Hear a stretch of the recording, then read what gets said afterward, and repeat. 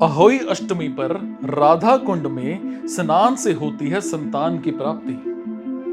भगवान श्री कृष्ण की नगरी मथुरा में गोवर्धन गिरधारी की परिक्रमा मार्ग में एक चमत्कारी कुंड पड़ता है जिसे राधा कुंड के नाम से जाना जाता है। इस कुंड के बारे में मान्यता है कि निस्संतान दंपति कार्तिक कृष्ण पक्ष की अष्टमी की मध्य रात्रि को यहां दंपति एक साथ स्नान करते हैं तो उन्हें संतान की प्राप्ति हो जाती है। अहोई अष्टमी का यह पर्व यहां पर प्राचीन काल से मनाया जाता है।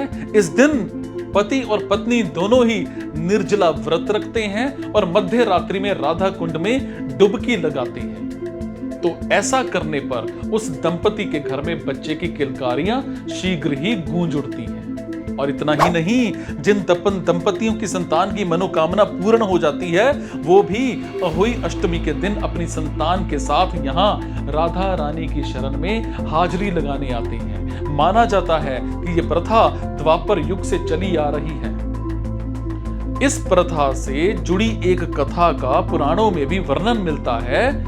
वो क्या कि जिस समय कंस ने भगवान श्री कृष्ण का वध करने के लिए अरिष्टासुर नामक दैत्य को भेजा था, उस समय अरिष्टासुर गाय के बछड़े का रूप लेकर श्री कृष्ण की गायों के बीच में शामिल हो गया और उन्हें मारने के लिए आया। भगवान श्री कृष्ण ने उस दैत्य को पहचान लिया और इसके बाद श्री कृष्ण ने उस दैत्य को पकड़कर जमीन पर फेंक दिया और उसका वध कर दिया। यह देख करके राधा जी ने श्री कृष्ण से कहा कि उन्हें गो हत्या का पाप लग गया है। इस पाप से मुक्ति के लिए उन्हें सभी तीर्थों के दर्शन करने चाहिए। अब राधा जी की बात सुनकर श्री कृष्ण ने नारद जी से इस समस्या के समाधान के लिए उपाय मांगा। तो देवर्षि नारद ने उन्हें उपाय बताया कि सभी तीर्थों का आवाहन करके उन्हें जल रूप में बुलाएं और उन सभी तीर्थों के जल को एक साथ मिलाकर स्नान करें, जिससे उन्हें गो हत्या के पाप से मुक्ति मिल जाएगी। तो नारद जी के कहने पर श्री कृष्ण ने एक कुंड में सभी तीर्थों के जल को आमंत्रित किया और कुंड में स्नान करके पाप मुक्त हो गए।